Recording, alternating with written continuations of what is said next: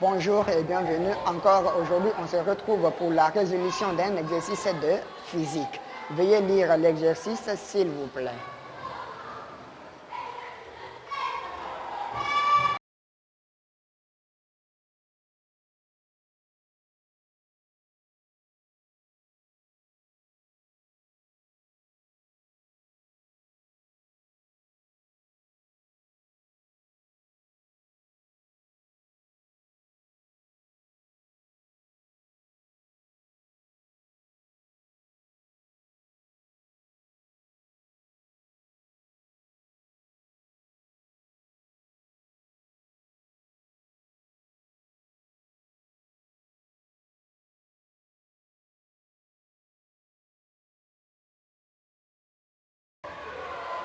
Bien, merci beaucoup pour votre lecture. Et grâce à la lecture, nous avons pris l'ensemble des données qu'il nous faut pour résoudre le problème.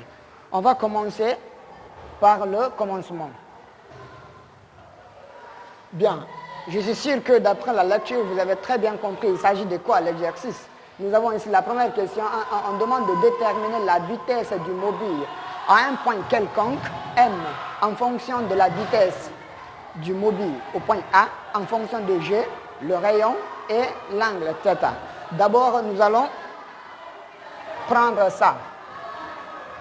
Tout d'abord, on nous a dit que la portion AB est un quart de cercle. Donc, c'est comme si vous avez un cercle et que vous divisez ce cercle par 4 parties. Donc, vous serez un quart du cercle. Et la portion AB également est un quart de cercle. Donc, je vais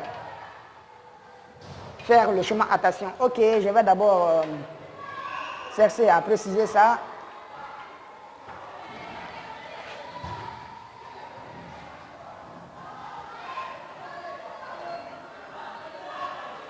Bien. La portion AB, bon, je vais être un quart.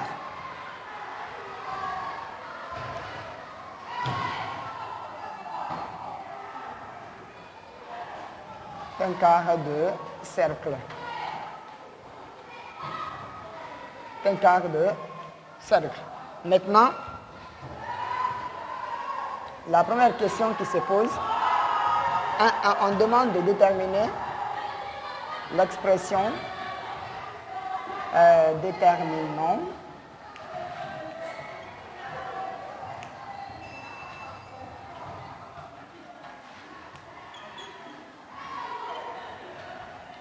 l'expression de la vitesse.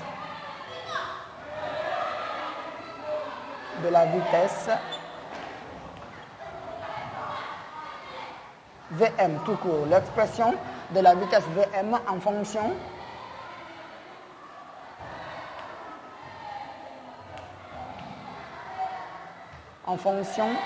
de Va,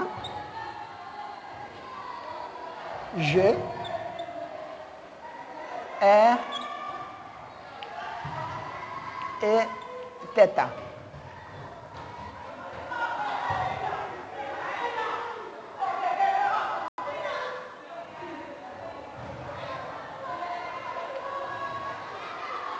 Bien, nous allons répondre à la question.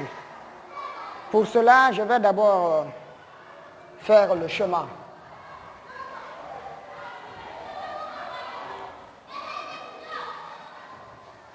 Ce chemin me permettra d'être efficace.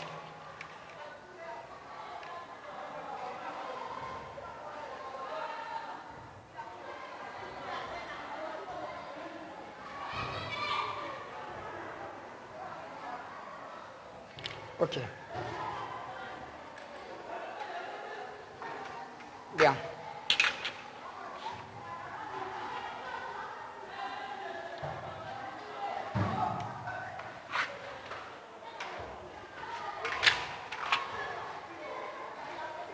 Encore, on va chercher le rayon de notre cercle.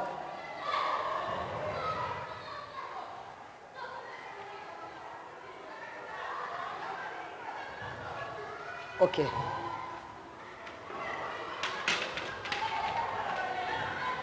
Je vais voir.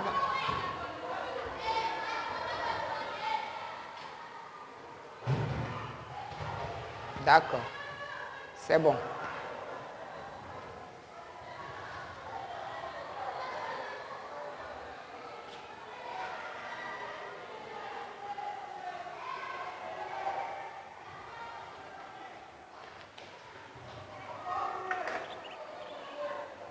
Ici, c'est le centre de notre cercle. Maintenant, je vais chercher le deuxième rayon. Aussi, attention.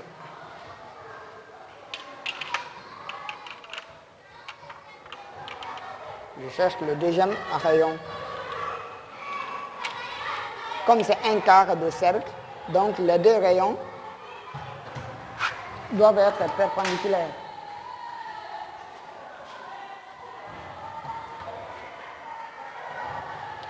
OK.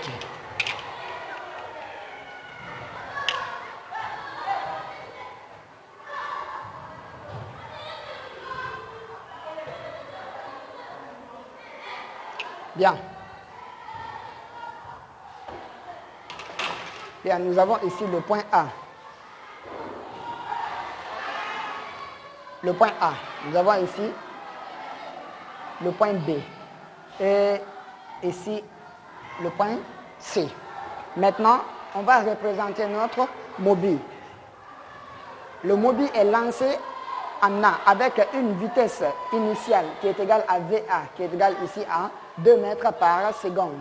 Donc, il est arrivé entre A et B, il est ici quelque part un point. Donc, on ignore l'angle qui est là.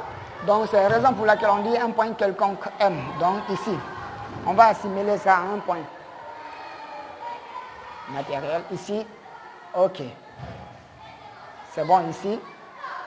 Donc, je vais représenter son poids.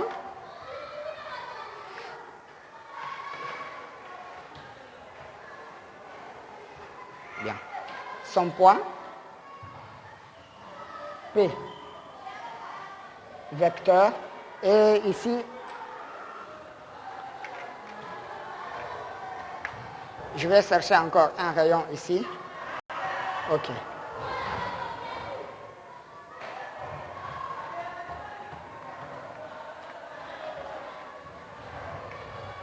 Bien. Et puis nous avons le point M ici. Ah, c'est mal écrit le M. Nous avons le point M. Et nous avons ici notre angle θ. Bien. Encore, nous avons la réaction de la piste. La réaction de la piste est là également.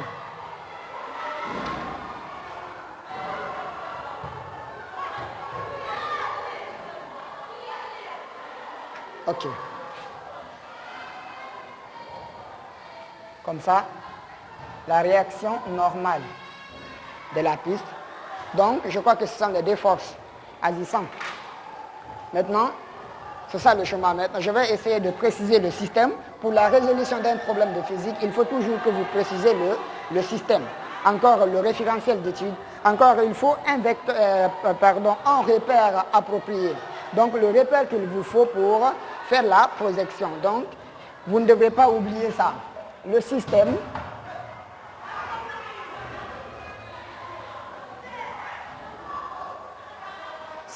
il s'agit d'un mobile. Donc, mobile de masse M. Après, nous avons notre référentiel. Ici,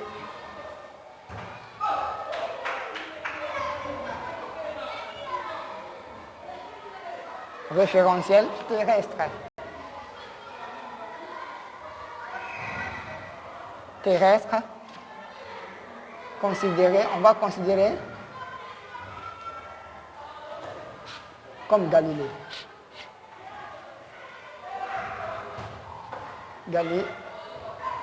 Galiléen. Maintenant, Après ça, nous allons faire le bilan des forces agissant sur le mobile.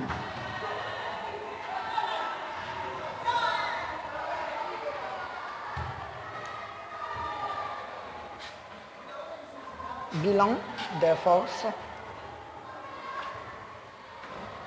forces extérieures.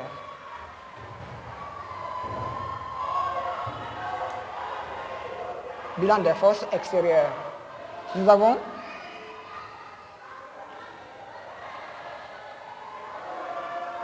le poids P du mobile, le poids P du mobile. On a également là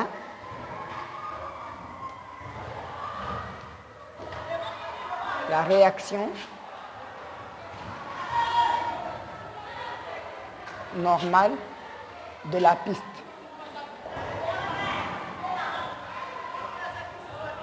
Parce que l'exercice a dit que le 1/4 de cercle qui est là, on le considère comme si c'est une piste, mais qui est parfaitement lisse. De A à B, alors il n'y aura pas de frottement, parce que la pâte est parfaitement lisse, donc il n'y a pas de frottement. C'est pourquoi on va négliger les forces de frottement. Nous avons ici les deux forces. On vient de faire le bilan des forces. Donc le repère approprié ici pour la projection sera ici un repère mobile. Donc ce sera le repère de freinée. Nous allons prendre un repère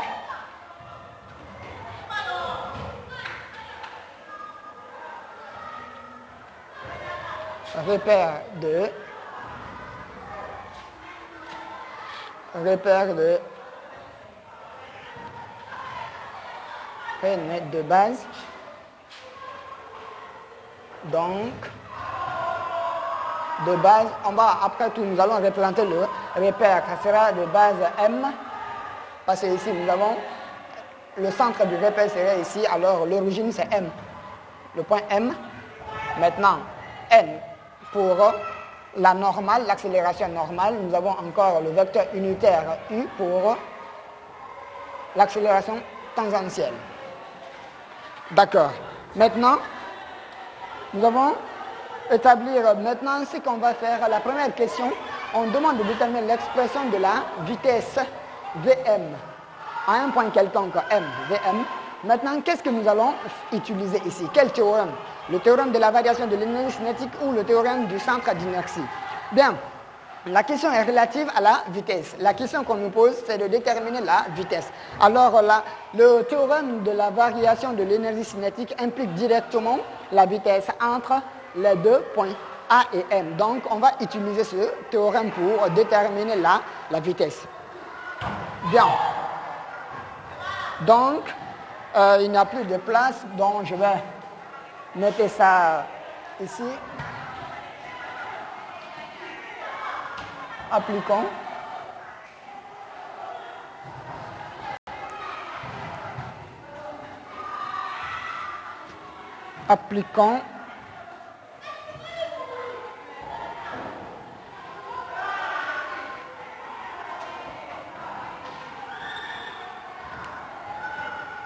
Le théorème de la variation. Donc, appliquons le théorème de la variation de l'énergie cinétique ou le théorème de l'énergie cinétique. Appliquons le théorème de énergie cinétique. Le théorème de l'énergie cinétique. Bien. Nous allons appliquer ce théorème. Appliquons le théorème de l'énergie cinétique à la bille, au mobile. Il s'agit d'un mobile.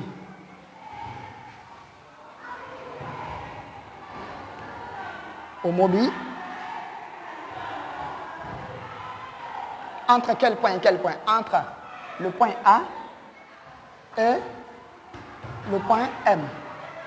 Maintenant, nous allons appliquer cela. Je vais d'abord énoncer le théorème.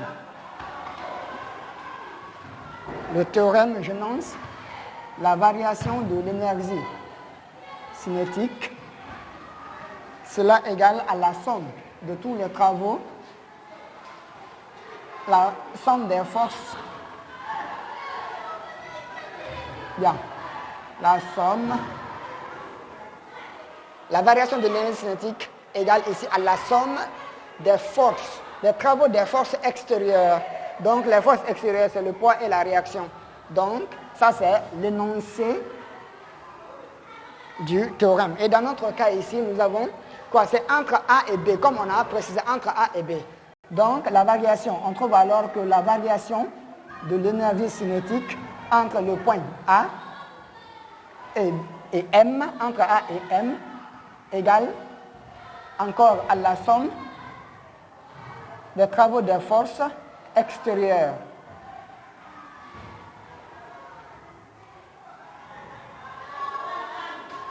Entre A et M. Bien, mais on connaît la variation de l'énergie cinétique. La variation de l'énergie cinétique, ici, égale à 1 demi de M, V. Mais quelle V? Quelle vitesse? La vitesse finale. La vitesse finale, c'est M. Vm au carré moins 1 demi de mv initial, la vitesse initiale, Va. Bien. Cela égale à la somme des travaux des forces extérieures. Quelles sont les forces extérieures? Nous avons alors le travail du poids. On regarde le bilan. Nous avons les forces. Le poids P, le travail du poids P. Le travail du poids P entre A et M, plus le travail de la réaction R. De la réaction. Donc, je vais prendre directement la réaction. Mais sachant que ça, c'est la réaction normale. On peut prendre Rn, comme j'ai fait ici. Ça revient à la réaction normale entre A et M. Bien. Maintenant, et cela implique quoi? Encore ici, on peut faire quelque chose ici. On va factoriser la partie là par 1 demi de M. Donc, on va trouver alors, c'est 1 demi de M, 1 demi de M, facteur. Maintenant, quand on récupère le 1 demi de M ici, ça va rester Vm au carré. Vm au carré, moins, quand je récupère le 1 demi qui est là, 1 demi de M qui est là, ça va rester encore Va. Attention, ici c'est Va au carré. Désolé. C'est Va au carré. Ça va rester ici, Va au carré, qui est égal. Ici, le travail du poids, on connaît le travail du poids. Le travail du poids, c'est l'intensité du poids multiplié par la hauteur parcourue. Donc, on va trouver ici P fois H. Maintenant, ici, le travail de R. Est-ce que R travaille entre A et B? Entre les deux points A et M, la réaction normale de la piste ne travaille pas. La réaction, elle est perpendiculaire au déplacement. Donc, elle ne travaille pas. Et comme la réaction du plan, la réaction normale R ne travaille pas, donc son travail égale à 0 alors. Vous comprenez? Égale à 0. Mais attention, cela ne veut pas dire qu'elle n'a pas d'intensité. R a bel et bien une intensité, mais elle n'a pas de travail, elle ne travaille pas. Donc plus 0. Et plus 0, alors, ici, on connaît aussi. Cela implique, on a ici 1 demi de M facteur Vm au carré moins Va au carré égale. On connaît ça, c'est mg, l'intensité du poids. Le poids P égale à la masse multipliée par G fois la hauteur. Plus 0, ça revient à la même chose. Donc, mais ce qui nous intéresse, c'est Vm qui nous intéresse. Voilà, la vitesse du mobile au point M, c'est ce qui nous intéresse. Alors ici, pour simplifier le calcul, je vais simplifier la masse et la masse. Donc, je vais trouver alors, et c'est tout court, bien. Ici même, je vais directement envoyer le D de l'autre côté. Je vais trouver, ici on a 1 demi de Vm carré moins Va au carré. Le Vm et Va sera multiplié ici par le numérateur. Donc on va trouver alors tout ça divisé par 2. Alors produit des extrêmes égale produit des moyens. Donc on multiplie le dénominateur de la première fraction par le numérateur de la première fraction. Puis le numérateur de la première fraction par le dénominateur de la deuxième fraction. Donc, on va trouver finalement ici, en multipliant ça par le dénominateur ici c'est un sous-entendu. On n'a pas besoin d'écrire. Parce que tout nombre divisé par 1 égale à la même chose, égale à ce nombre. Donc, on va trouver alors ici VM au carré moins VA au carré égale à quoi? À 2 fois G fois H. Mais ce qui m'intéresse ici, c'est M, VM qui m'intéresse. Implique que je tire VM. VM au carré égale à quoi? Nous avons ici moins VA. En partant de l'autre côté, ça devient plus. Donc, je trouve ici 2GH. Et le moins, en partant de l'autre côté, il devient plus. Plus VA au carré. Bien. Nous avons trouvé VM au carré. Mais c'est VM qu'on cherche. Donc, VM égale alors la racine. On prend en ce moment la racine de GH plus VA au carré. Bien. Mais ce n'est pas fini. On ne connaît pas la hauteur. Donc, on doit déterminer la hauteur. Et pour connaître la hauteur, on doit regarder le chemin en ce moment. Quelle est la hauteur parcourue? Le mobile est lancé ici, en A, et il est ici en M. Maintenant, quelle est la hauteur que le mobile a parcouru entre A et M? Maintenant, pour cela, nous allons projeter le point M sur le rayon qui est là, le rayon AO. On projette. Et une fois projeté, on projette. Mais attention, la projection doit être surtout orthogonale. Respectez ça. Bien. On projette.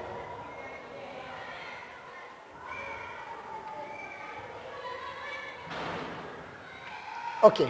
Nous avons projeté. On tombe sur, ici, un point. Donc, comme c'est orthogonal, il y a ici un angle de 90 degrés. Je vais appeler ici H. Vous pouvez prendre la lettre de votre choix. Si vous voulez, vous commencez par la lettre de votre nom, par exemple, M ou A, peu importe. Non, on prend ici. Maintenant, une fois qu'on projette, on voit que le mobile est lancé en A. On a dit, le lancement, ça a été comment?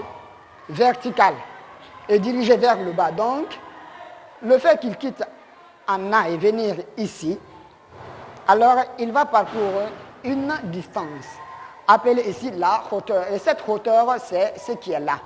On ne va pas tenir compte la courbure, mais on regarde seulement la projection de M sur le rayon OA. On trouve alors la hauteur devient MH. C'est MH qu'il a parcouru. Donc, nous avons ici un triangle MHO. Donc, on trouve un triangle rectangle en H. On va utiliser ce triangle. En utilisant le triangle, bien, on peut dire simplement, ou vous pouvez prendre directement H égale, ainsi de suite.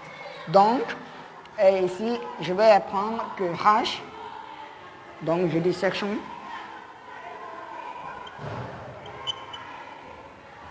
cherchons la hauteur H. Bien, d'abord, H égale à quoi? H égale simplement à MH. C'est ça la hauteur. Maintenant, on va utiliser le triangle MHO.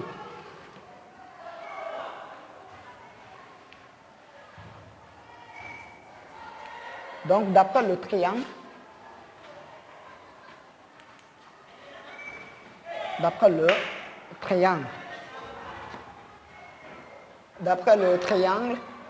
MHO rectangle.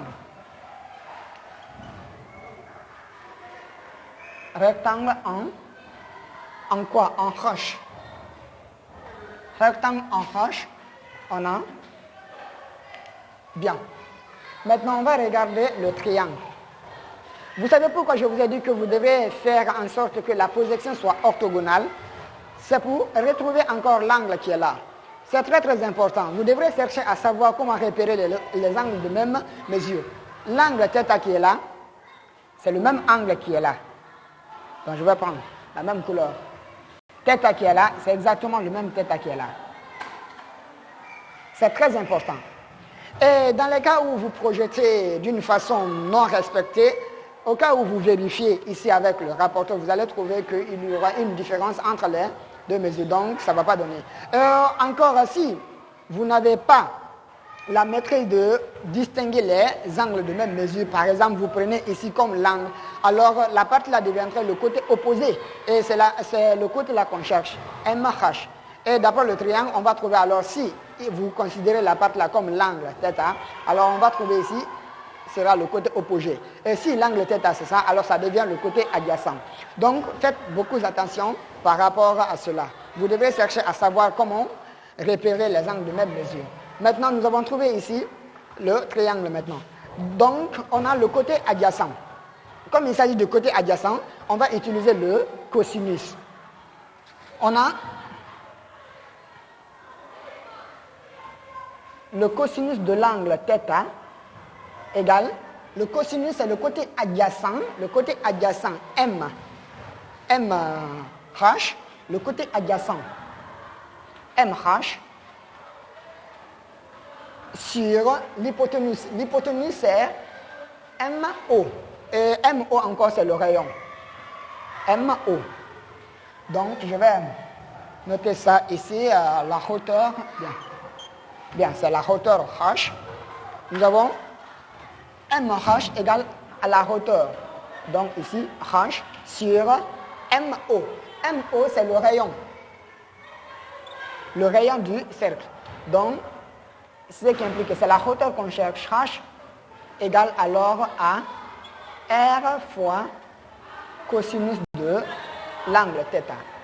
Donc, nous avons la hauteur.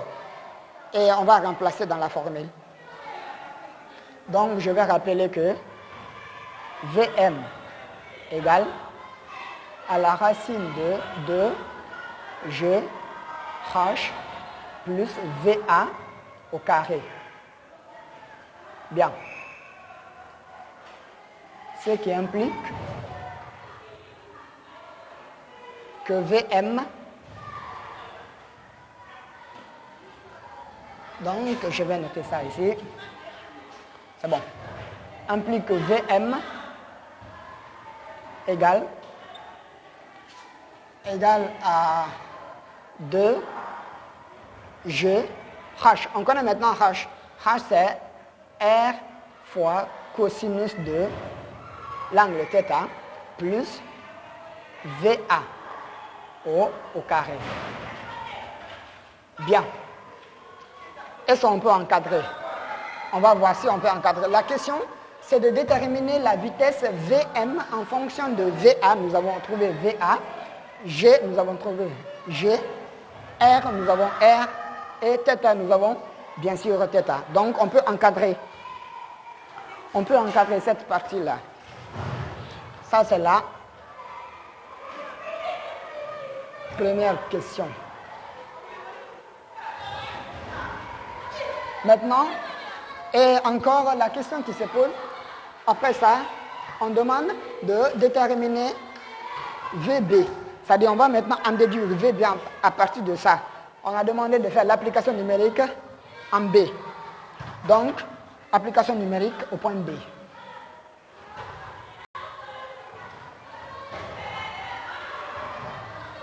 Application numérique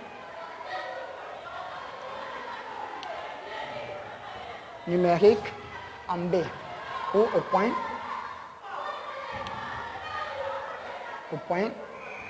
B.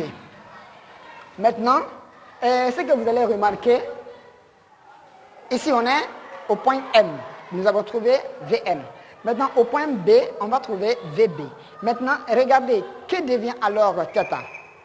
Si on est ici, on a un angle θ.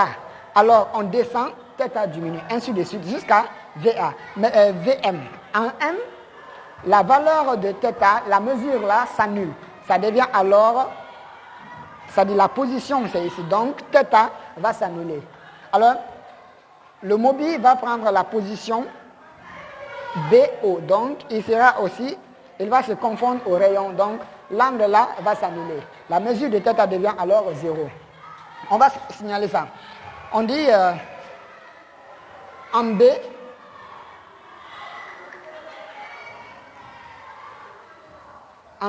la mesure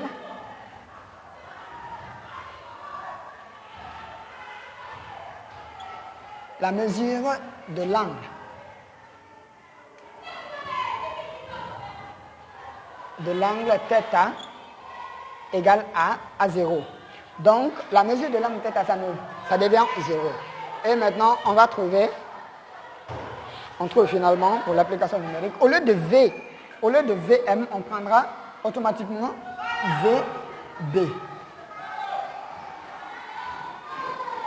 VB égale, rien ne va changer, 2 G R cosinus de θ. Cosinus de θ plus VA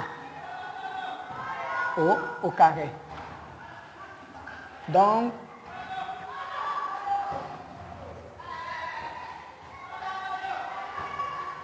bien, ça c'est VB. On fait maintenant l'application numérique. VB égale à la racine de G. On connaît G. On regarde dans la donnée. G, c'est 10 mètres par seconde au carré. Donc, fois G, 10, fois R. On connaît R également. R, c'est 1 mètre. R, 1 mètre, fois encore quoi? Le cosinus de 0 degré. Bien. Le cosinus de 0 degré. Et cosinus de 0 degré égale à 1. Donc, au lieu de prendre ça, on peut prendre directement. Ça va là. Ok, c'est bon. Et plus maintenant, plus V A au carré. En A, la vitesse est 2 mètres par seconde. Donc, on trouve 2 au carré. Bien. Et c'est ce qui est égal.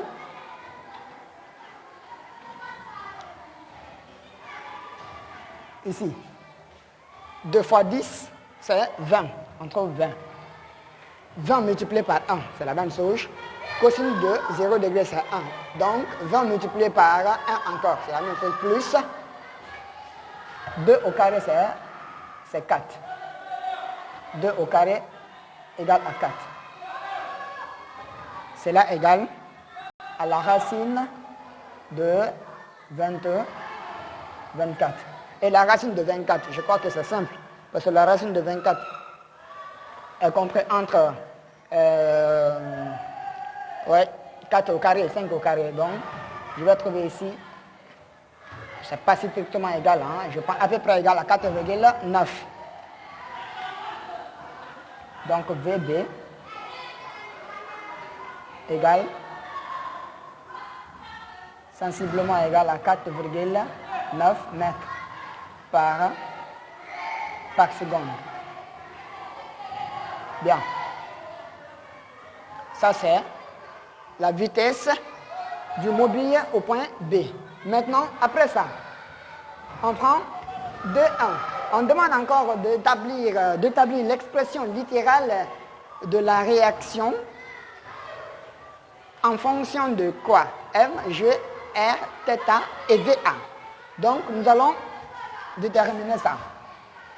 Mais avant ça, oui, nous allons toujours, nous sommes ici. Pour la réaction, encore, c'est au point M. L'exercice a bien précisé ça.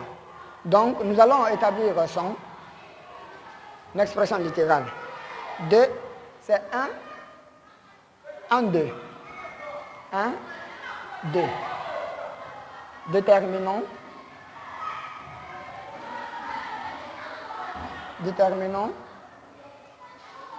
le module, déterminons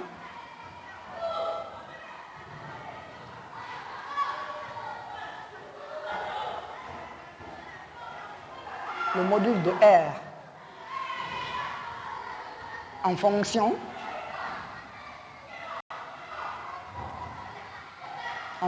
de la masse de G, le rayon, l'angle θ et la vitesse du point, du module de point A.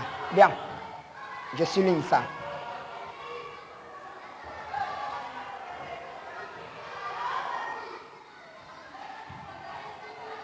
Bien.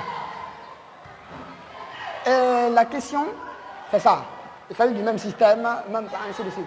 Maintenant, qu'est-ce que nous allons faire ici? On va appliquer le théorème du centre d'inertie cette fois-ci. Parce que le théorème du centre d'inertie implique encore directement les forces.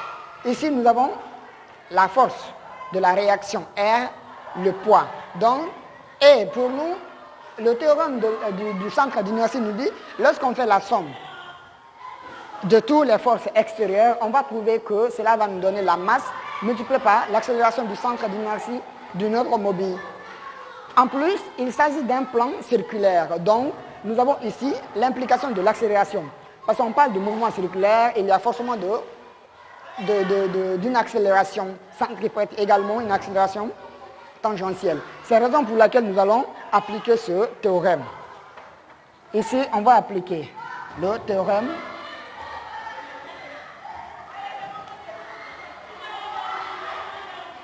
appliquant le théorème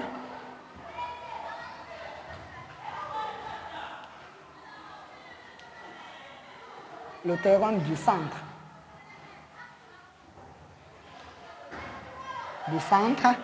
d'inertie. Le théorème du centre d'inertie. Bien. Donc, on va appliquer ce théorème. Et j'énonce. L'énoncé de ce théorème, on dit que la somme de toutes les forces extérieures égale ici à la masse multipliée par le centre d'inertie du solide. Ça, c'est le théorème. Bon, pour nous ici, quelles sont les forces? On a fait aussi le bilan. On a ici deux forces. Et nous avons ici le poids P plus la réaction R. Et cela nous donne ici la masse multipliée par le centre d'inertie de notre solide G et M et AG. Maintenant, nous allons voir maintenant, on va choisir notre repère, comme on avait dit au début que le repère de Freinet de base M, N, U. Voilà, nous avons ici, je vais représenter ce vecteur. Nous avons l'accélération normale, ici.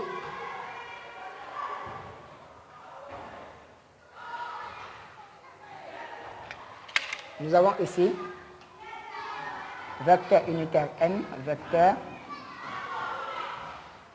accélération normale AN, vecteur. Bien, AN. Nous avons encore l'accélération tangentielle qui est orientée par le vecteur unitaire U.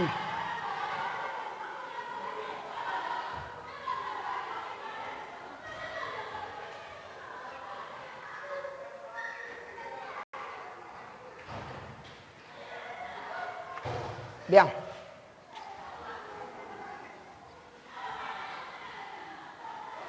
U. U vecteur. Le poids, j'envoie le poids ici. Bien. U vecteur. Ça, c'est notre repère de projection. Maintenant, nous allons projeter. Projection.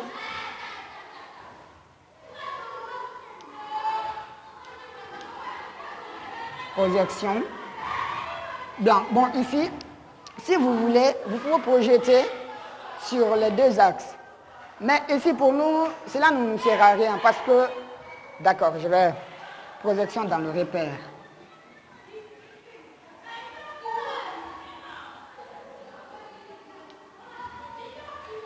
le repère de base MN I. Maintenant, on va projeter sur d'abord MN. Sur MN, on a.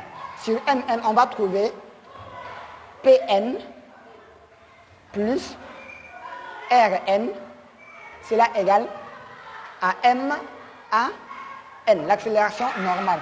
L'accélération normale est orientée par le vecteur N. Donc, Pn plus Rn va nous donner ici M à N. Maintenant, on va chercher Pn et Rn. On projette pour cela, nous allons projeter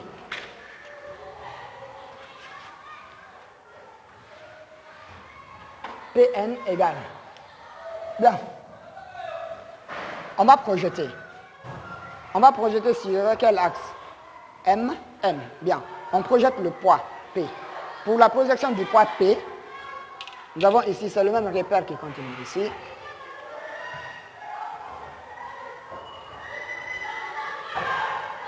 Bien.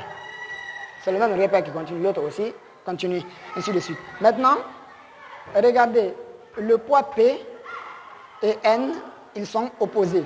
Les deux sont opposés. Donc, ils n'ont pas de même sens. Ok. Maintenant, pour la projection, il faut que la projection soit perpendiculaire à l'axe là. Donc, je pense ça.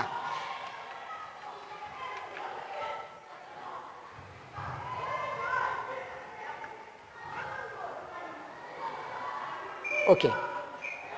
Je projette le poids P.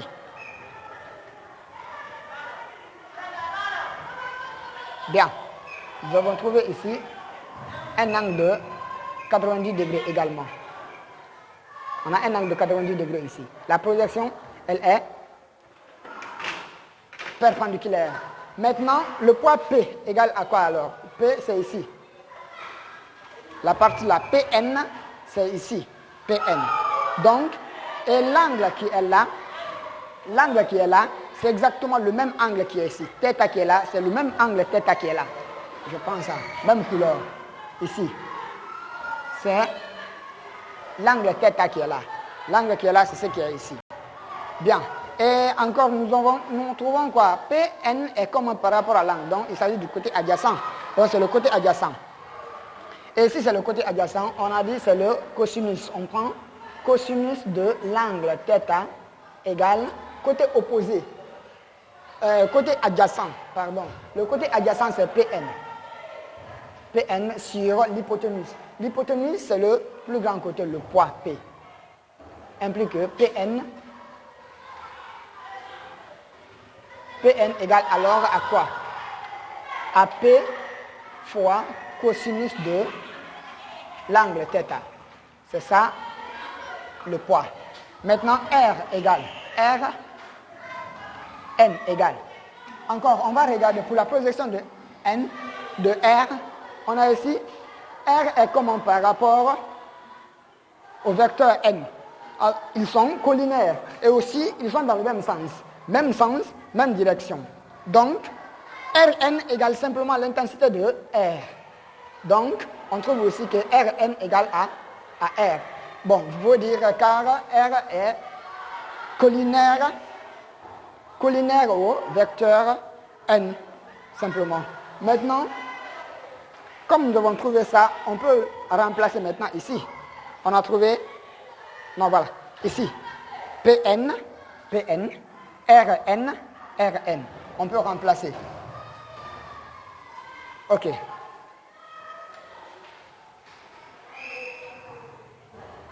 Le bilan des forces, je fasse le bilan des forces.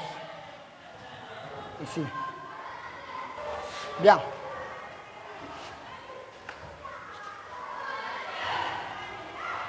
On a trouvé, on remplace. Donc, Cela implique quoi? On connaît déjà Pn. Pn, on a trouvé Pn égale à P fois cosinus de θ plus Rn. On a trouvé Rn égale à R. Cela égale à M à N. Bien. On connaît le poids.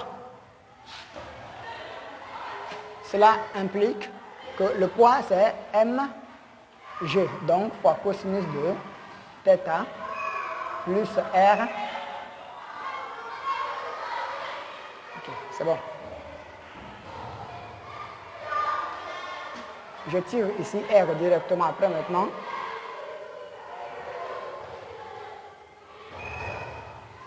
Cela implique que R égale à quoi? Bon, je m'excuse beaucoup. Ici, bien.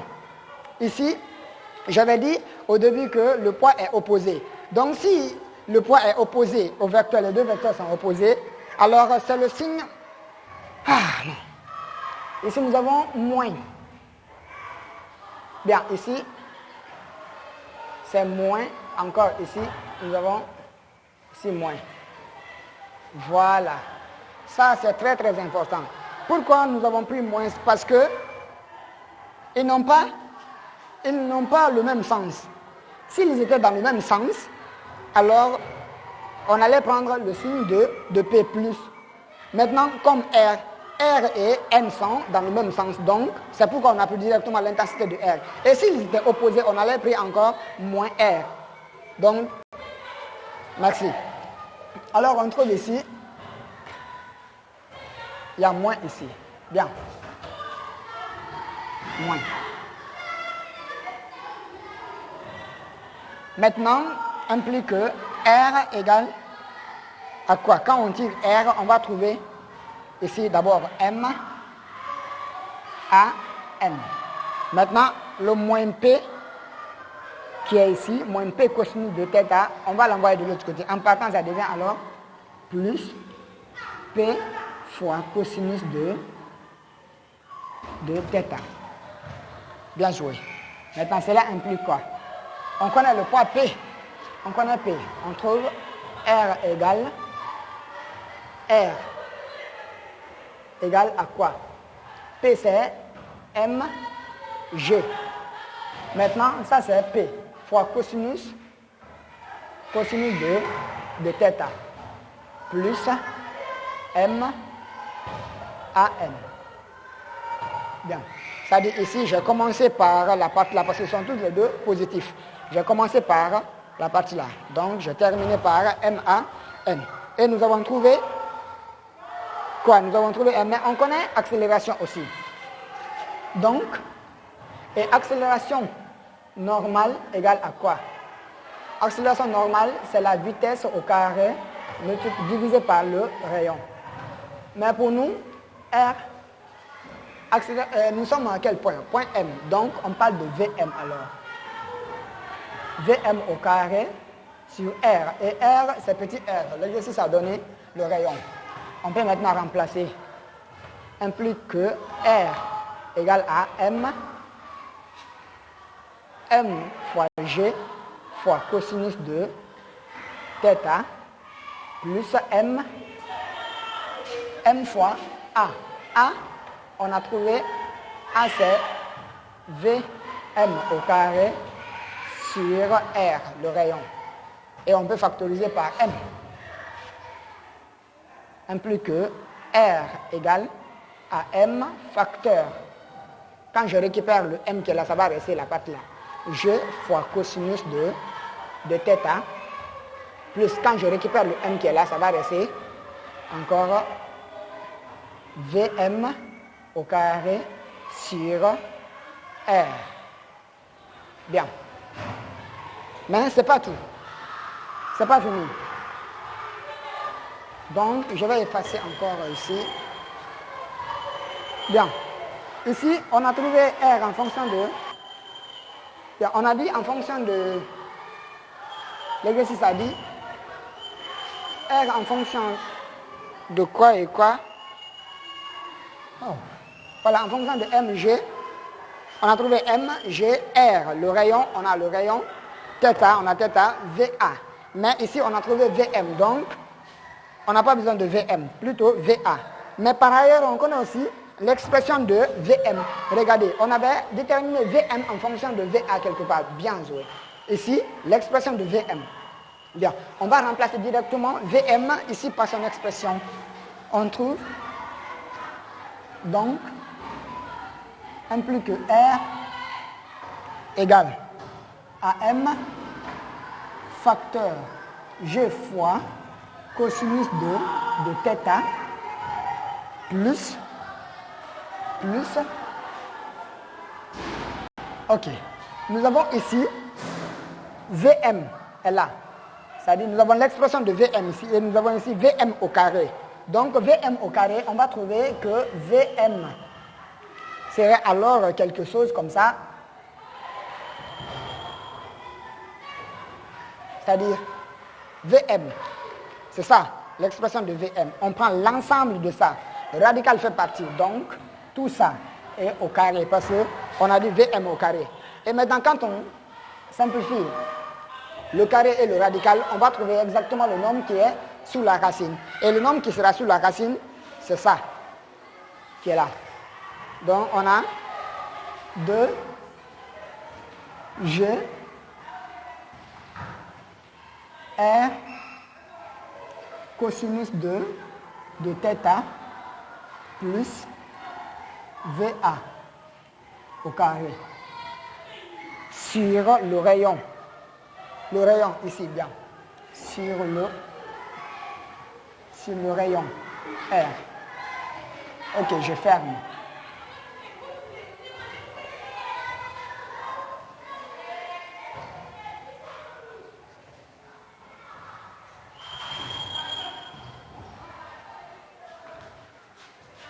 Maintenant, nous avons trouvé, mais on va ordonner un peu ça.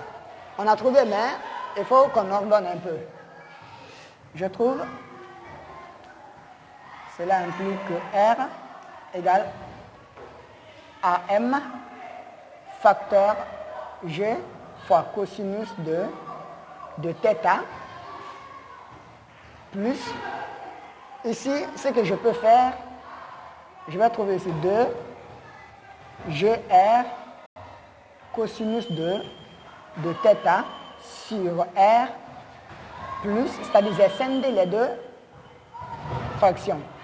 Ici, VA au carré sur R. Bien. Et grâce à ça, je peux simplifier le rayon et le rayon qui est ici. On trouve alors que R égale à M facteur G cosinus de θ plus, en simplifiant, on va trouver au dénominateur 1. Ici, 2G cosinus de θ plus maintenant, ici VA au carré sur R. Sur R. Bien. Cela implique que R égale, on a ici quoi? On trouve ici, ben je peux faire sortir G en même temps. Le G, non, on ne peut pas le faire sortir parce que pour le faire sortir, il faudra que G soit partout. Ici, il n'y en a pas G. Pour le faire sortir, il faut diviser encore ici par G. Donc, c'est pas bon. On trouve M facteur G. Non, maintenant, on fait la somme directement. G cosinus de θ plus 2G cosinus de θ. On trouve 3G cosinus de θ plus maintenant VA au carré sur R. Bien, on a trouvé R en fonction de M, G, θ, R et VA.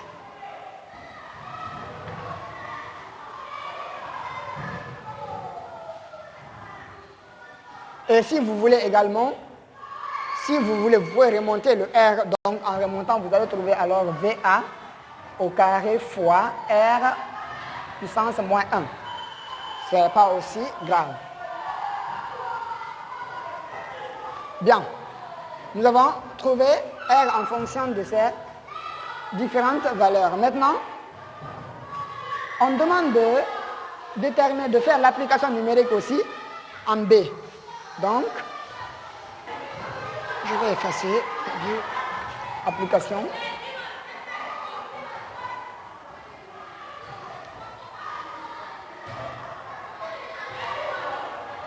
Numérique. Application numérique en B. En B. Aussi en B, toujours l'angle s'annule. Donc, mais on avait dit ça quelque part. Qu'en B, l'angle θ. Ok. En B.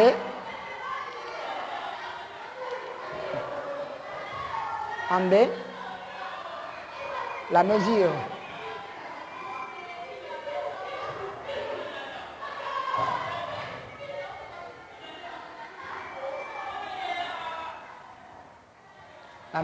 de θ égale à 0. La mesure de θ égale à 0, bien évidemment θ est là. Donc, on va trouver R égale à M facteur 3 G cosinus de θ plus VA au carré sur R. On applique ça. Ça, c'est au point B.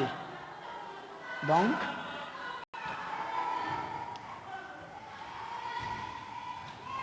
R égale. On connaît M, la masse. Bien, ici, la masse est 150 grammes. On convertit en kilogrammes. Donc, 150 grammes égale à 150 fois 10 puissance moins 3 kilogrammes. Donc, on trouve alors, en déplaçant la virgule de 1 rang, on trouve 15 fois 10 puissance moins 2 kilogrammes fois 3 fois G. G égale à 10 fois 10 fois cosinus de 0 degré. Et on avait dit quelque part que cosinus de 0 degré était égal à 1. Donc ici, on avait dit que cosinus de 0 degré est égal à 1. Donc on prend directement sa valeur. Cosinus de 0 degré 1 plus VA. VA c'est 2. Donc on trouve 2 au carré, on trouve 4. Sur le rayon, c'est 1. Donc je crois que c'est inutile de prendre ça. 4 divisé par 1 égale à 4. Donc je prends directement 4. Au. Bien. 4. On ferme. Et on va trouver que cela égale à 15 fois 10 puissance moins 2. Ici à l'intérieur, 3 fois 10 égale à 30. 30 fois 1 égale à 30. 30 plus 4. On trouve alors 34. 34. Et on multiplie ça. R égale 15 multiplié par 34. Ici, 0. Ici, 15. 7. Donc, ici, 4, 3, 0, 1, 5. Donc, on va trouver 5, 1, 0 fois 10 puissance moins 2. Donc, vous pouvez déplacer la virgule si vous voulez. Ou vous voulez, vous pouvez laisser aussi comme ça. En déplaçant la virgule de 2 rangs, on va trouver alors 5,1. 5,1. On déplace de 1, 2. Donc, on va trouver 5,1 newton.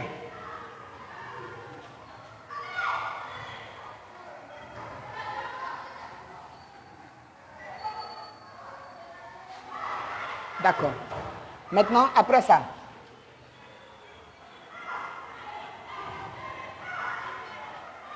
ça c'était l'application numérique en B.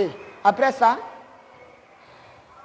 on demande de déterminer l'intensité de F. Ça maintenant c'est 2,1. Mais on a dit aussi que en D, la portion B, c'est rugueuse. Donc c'est quelque chose qui est dur au toucher. Donc ce n'est pas lisse. Et si ce n'est pas lisse, alors les forces de frottement, on va assimiler les forces de frottement ici à une unique force ici, qui est F. Maintenant, 2, on a dit que 2, 1,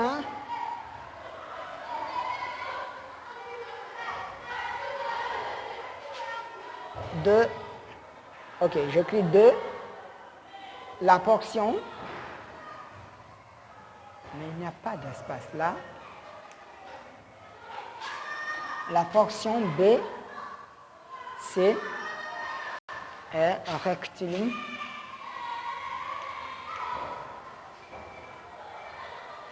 Rectiligne et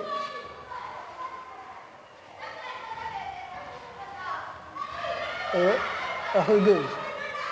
Maintenant, on demande de déterminer aussi la vitesse là-bas de 1,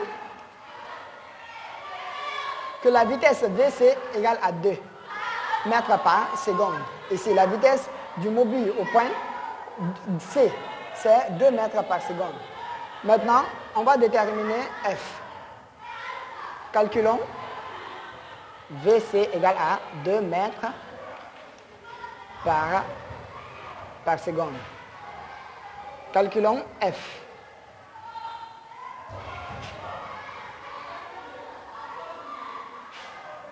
Calculons quoi? F. On va calculer F. Pour cela, on va commencer par effacer la partie là. Maintenant, on va calculer quoi? F. Bon, nous sommes ici. Le mobile est entre B et C maintenant. Je vais essayer de le représenter quelque part ici. Bien, ici, c'est bon. Ok. Là-bas, c'est bon. Nous avons son poids.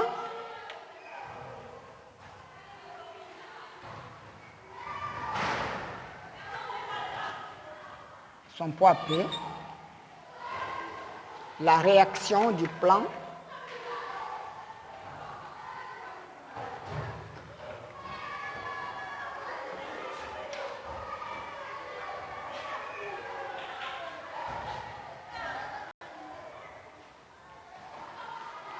La réaction normale du plan. Nous avons ici les forces de frottement.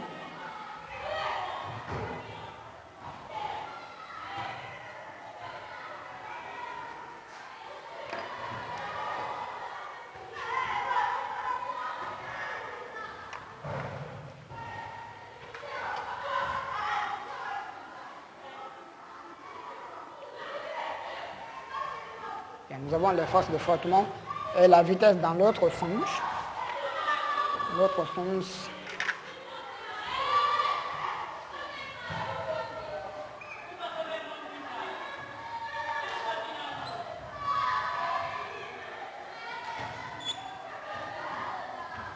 D'accord.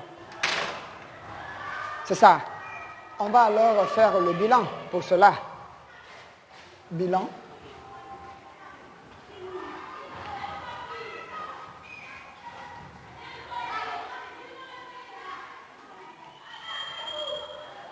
Des forces. Bilan des forces extérieures. Vous ajoutez ça. Nous avons quoi et quoi? Les forces. Maintenant, nous avons la réaction. La réaction normale Rn, vecteur de la piste. Nous avons le poids.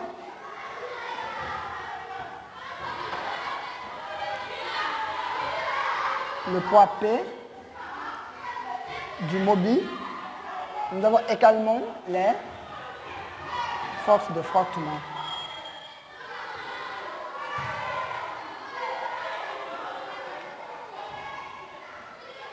F vecteur. Bien, ce sont les trois forces cette fois-ci. Nous avons fait le bilan des forces. Et à présent, nous allons appliquer encore, il s'agit de la force. Donc, entre les deux, on connaît la vitesse. Donc, on peut appliquer, on connaît VM, on connaît VB, on connaît VC. On peut appliquer le théorème de la variation de l'énergie cinétique aussi. Théorème de, appliquant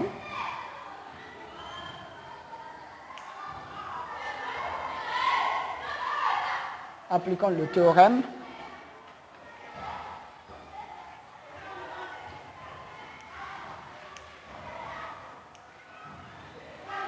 Le théorème de l'énergie cinétique. Le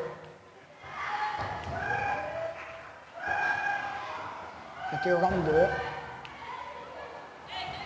énergie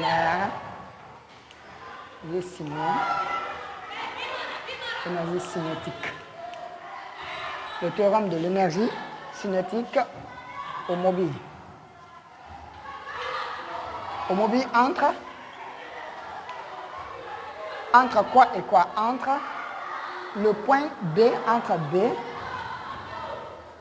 B et C. Bien, on va appliquer ça. Et on avait énoncé le théorème de l'énergie cinétique. Ici, on avait énoncé, donc ça suffit largement. On n'a plus besoin d'énoncer. Et on connaît directement le théorème. On a la variation de l'énergie cinétique entre B et C égale à la somme de tous les travaux des forces, à la somme des travaux des forces extérieures. Les forces extérieures entre quoi? Entre B et C. Bien. On trouve ça. Alors ça c'est 1/2 de V. V quoi? VC. La vitesse finale c'est C au carré moins 1/2 de V. 1/2 de V quoi? VB. Vitesse initiale au carré qui est égal ici les forces extérieures. Nous avons fait le bilan. Nous avons le travail des forces extérieures, le travail du poids, P, vecteur. Nous avons le travail du poids entre B et C, plus le travail de quoi? De R entre B et C, plus encore le travail de F. Est-ce que vous voyez très bien la partie là?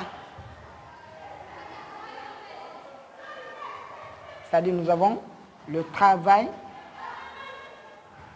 du poids plus le travail de la réaction plus le travail des forces de frottement. Ici, on regarde le chemin. Les deux forces là se compensent. Ici, regarde, ils sont opposés. R est opposé à P, mais les deux sont tous perpendiculaires. Ils sont tous les deux perpendiculaires au plan. Donc, le poids ne travaille pas ici, la réaction R ne travaille pas ici, sauf F. On trouve alors, je vais factoriser la partie là directement, 1/2 de, je vais mettre ici l'implication, 1/2 de M, je factorise ici, 1/2 de M fois VC au carré moins VB carré égale directement, les deux là, on trouve ici le travail du poids égal à 0, plus le travail de R égal à 0, plus maintenant le travail de F. Le travail de F. Alors le travail de F, on avait dit que le travail de F entre A, entre B et C. Dans notre cas ici, le travail de F égale ici à moins l'intensité de F fois le déplacement BC, la longueur BC. C'est ça qui va me donner le travail de F. Bien. Je sais, vous savez comment cela est venu. Donc, on n'a plus besoin de ça. Directement, je prends directement le travail de F. Le travail de F égale à moins F fois BC. Et pour ceux qui ne savent pas, on a ici le travail de F entre B et C égale ici au produit scalaire de F fois le vecteur BC. Maintenant, c'est ce qui est égal ici à F fois l'intensité de F fois le déplacement AB fois le cosinus de l'angle formé entre les deux. Alors comme les deux sont opposés, la vitesse est dans l'autre sens. La vitesse du mobile, c'est de B vers C et la force de frottement, c'est de C vers B. Donc les deux sont opposés. Et l'angle formé, c'est 180 degrés. Alors le cosinus de 180 degrés égale à moins 1. On va finalement trouver égal à moins F fois A fois BC. Tout court. C'est la raison pour laquelle nous avons pris ça. Donc on n'a pas besoin de rappeler ça à chaque fois. Une fois que vous avez travaillé avec ça, une fois, deux fois, vous avez maintenant mémorisé. Donc, il suffit pour vous d'utiliser maintenant sans faire quoi que ce soit. Ici maintenant, ce que je peux faire, je vais essayer de faire sortir le signe moins. Ici. En faisant sortir le signe moins, je vais trouver implique moins 1 demi de M facteur VB au carré moins VC au carré égale à moins F fois BC. Encore ici, maintenant, on peut simplifier le signe. Moins et moins. Bien, ici, comment on a fait pour sortir le signe moins? Et simplement, ce n'est pas difficile. Ici, nous avons VC moins VB. Et nous avons ici VB moins VC. Si vous avez, par exemple, facteur BA moins B. Si vous voulez faire sortir le signe moins, cela va vous donner, en faisant sortir le signe moins facteur moins A plus B. Et maintenant, vous pouvez changer de position. Vous trouvez moins. Comme B est positif, on envoie le nombre positif devant, moins maintenant le nombre négatif derrière. C'est exactement la même chose qu'on a fait ici. Parce qu'en multipliant ici, on va trouver encore moins fois moins, ça va nous donner plus, bon, en faisant rentrer. Moins fois moins, ça va nous donner plus B, plus A. Moins fois plus, ça va nous donner moins B, comme le départ. Donc, c'est exactement la même chose qu'on a fait de l'autre côté. Bien. Je ne sais pas si vous avez vu ce qu'on a fait ou pas, mais ce n'est pas difficile. Et après ça, maintenant, c'est ce qu'on cherche. A égale à B signifie que B égale à A. C'est ce que je cherche. Je peux tirer directement implique que F égale à quoi? F égale, on envoie ça directement. Ici, nous avons 2 fois. Mais, bon, l'exercice a dit que BC c'est L. C'est-à-dire de là jusqu'ici, la longueur c'est noté par L. Bien, la longueur c'est L. Et l'exercice a bien même montré ça dans le schéma. Dans l'exercice, le schéma a bien montré ça. De B, c'est-à-dire de B jusqu'à C. Cette longueur-là, c'est L. Ça a bel et bien encore une valeur, c'est 2. Bien. Donc, au lieu de travailler avec BC, vous pouvez prendre directement L comme sa valeur. Donc ici, je prends ici L. Bien. Et alors, on va trouver ici L. Mais ce n'est pas grave de prendre aussi BC, ce n'est pas grave du tout. On va trouver ici M fois VB au carré moins VC au carré. C'est tout. C'est ça. Il suffit maintenant d'appliquer ça. Application numérique. On applique. F égale. On remplace. Je vais effacer ici. On fait l'application numérique ici.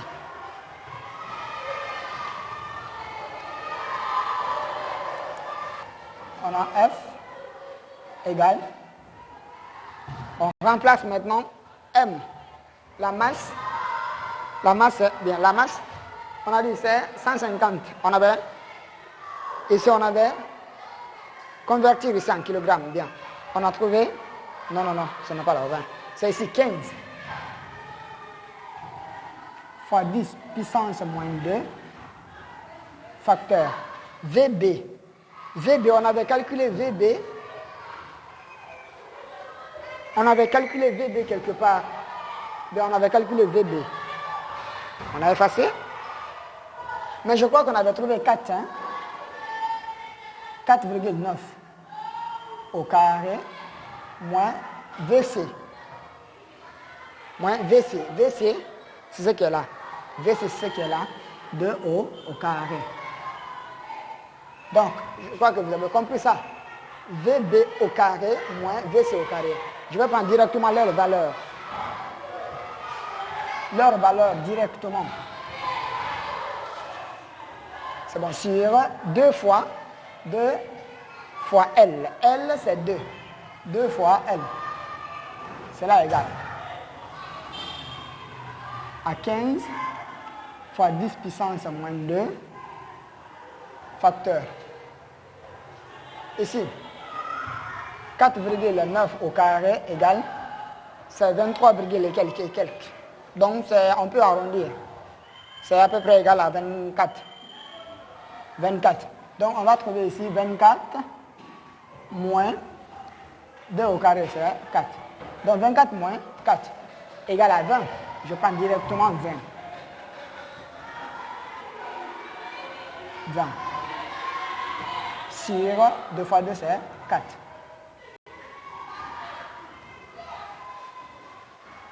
Deux fois 2, 4. Donc, on va trouver que F égale. Ici, maintenant, encore 20. 20 égale à 5 fois 4. Donc, en le divisant ici par 4, on peut simplifier 4 et 4. Donc, nous allons trouver finalement 15 fois 10 puissance moins 2 fois 5. Ici, 15 fois 5 fois 10 puissance moins 2. Je ne sais pas si vous avez compris réellement là-bas, mais c'est ce qu'on a fait. On a ici 15 fois 10 puissance moins 2 fois 20. Fois 20, 20 égale à 5 fois 4. 5 fois 4 égale à 20. Tout divisé par 4. On peut simplifier 4, 4. Donc, ça va rester la partie là. Et c'est ce qui est là. Donc, 15 fois 10 puissance 5. Et 10 puissance moins 2 fois 5. C'est exactement ce qui est là.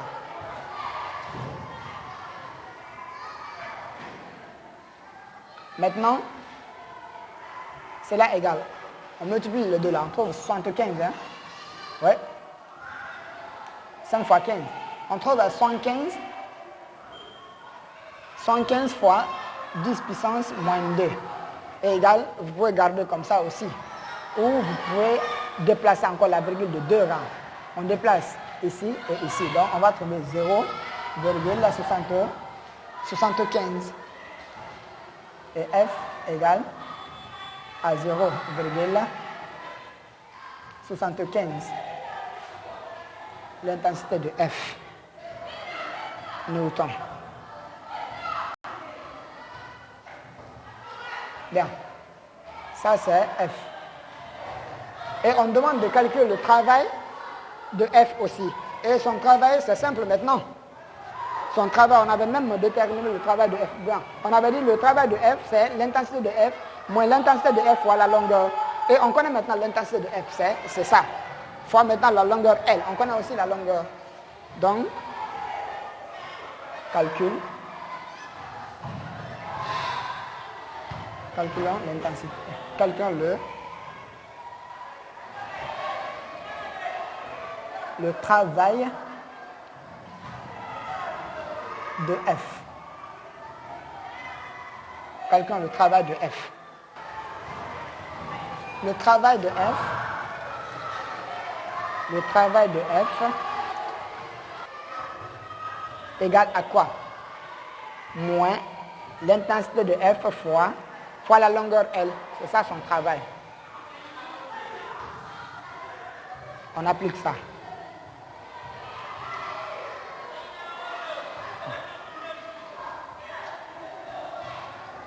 Le travail de F entre B et C, bien sûr, égale à quoi? À moins l'intensité de F, on a ici. Bien, je vais prendre la partie là. 75 fois 10 puissance moins 2, c'est exactement ce qui est là. Fois la longueur. La longueur, c'est 2 fois 2. Et C qui est égal 2 fois 75. D'abord, je prends le signe moins pour ne pas oublier. 2 fois 75. C'est 150. 150 fois 10 puissance moins 2. Alors, ça ne suffit pas. Ah là, c'est fini, on n'a plus besoin d'effacer. OK. Le travail de F entre B et C égale à 150 moins. Souvent, on oublie le signe. Moins. Et si on déplace la virgule encore de 2 rangs, de la gauche vers la droite, donc on va trouver 1,5 en déplaçant de 2 rangs. Donc, on va trouver 1,5 joules. C'est ça le travail des forces de frottement sur la piste entre B et C. L'intensité de R, l'intensité de F, ainsi de suite. Bien, je crois que c'était la toute dernière question. Bon, je n'ai même pas noté, numéroté. Ici, c'est 2. C'est 2. 2. De 2, 2. Calculons le travail de F. Bien, ça, c'est la dernière question. Bien, c'est tout pour l'exercice. Si seulement vous trouvez des passages compliqués ou comme ça, vous pouvez me le décrire dans les commentaires. Je vais voir ce que je peux faire pour vous. Et au cas où encore vous trouvez des erreurs pendant le calcul, essayez de les corriger. Voilà, c'est comme ça. Bien. C'est tout. Et si jamais elle vous a plu et qu'elle vous a aidé à comprendre quelque chose, faites-le moi savoir dans les commentaires. On se dit à tout de suite pour une prochaine vidéo. Merci. Et surtout, n'oubliez pas de vous abonner à la chaîne si ce n'est pas encore fait et activez surtout la cloche de notification. C'est ce qui vous permettra d'être au courant de la mise en ligne de mes vidéos. Je vous dis à très bientôt pour une